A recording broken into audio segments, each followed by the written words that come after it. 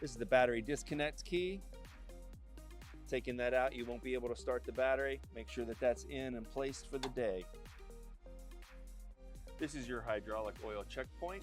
If you need to put more hydraulic oil in, the loading area is underneath this compartment. Make sure that your scraper bar is close or just on the drum for operation during the day. If you need to adjust it, there are several bolts here that you can put to the location you need. Here's your water fill location. Just unscrew the cap. If you have too much debris in this first stage of filtration, just pull it out and dump it. Our water sprinkler system has a 4-3-2 system. There are 4 sprinkler bars, 2 in the front, 2 in the back.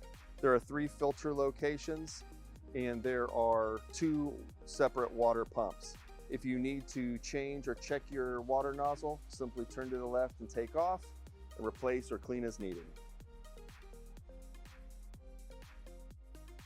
Once the machine is turned on and the operator screen has booted up, you'll be able to see the fuel level and the water level on the right-hand side of the screen.